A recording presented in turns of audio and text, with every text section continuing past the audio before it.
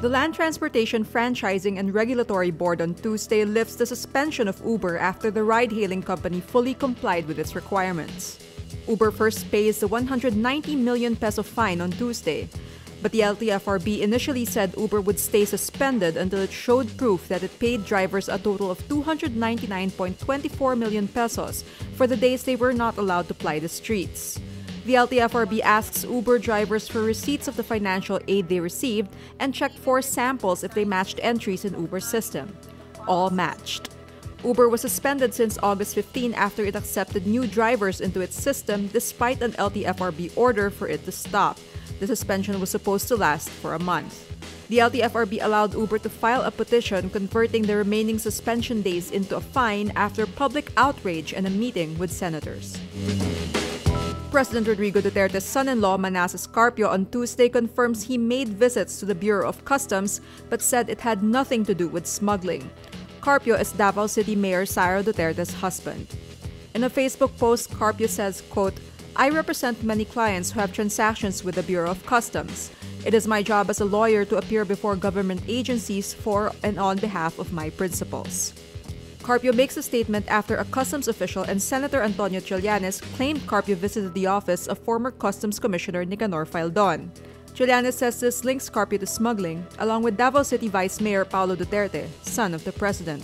Carpio says Trillanes was jumping to conclusions about his visits to the BOC. The Office of the Ombudsman begins its own probe into the death of 17-year-old Kian de los Santos, who was shot dead by police during a drug raid in Caloocan City. Ombudsman Conchita Carpio Morales announces this Tuesday after a Senate budget hearing on her office's proposed 2018 budget. Morales also says they have already started sending out subpoenas for documents and witnesses.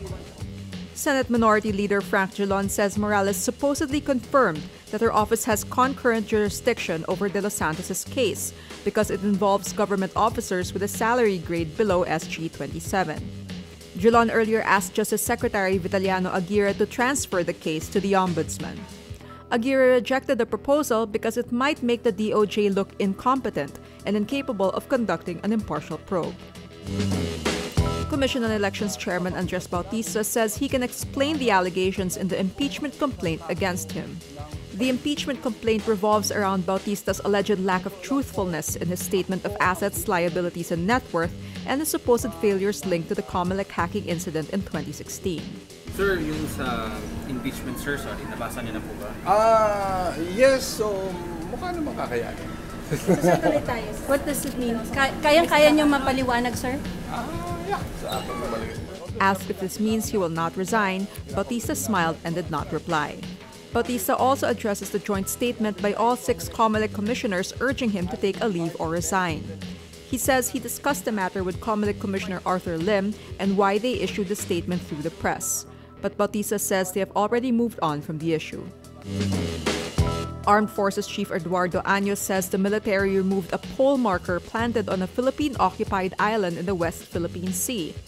Año did not confirm if the marker was planted by Chinese fishermen on Cota Island as earlier speculated, but he says the item was not a Chinese flag.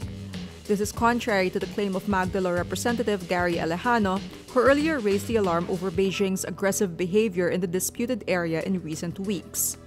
The pole marker was supposedly planted on Cota Island days after Chinese ships reportedly swarmed the sandbars near Pag-asa Island. Both Cota and Pag-asa are part of the Kalayaan Island group that is attached to the province of Palawan. Año says the marker was apparently placed there to guide sailors or fishermen who venture out to sea.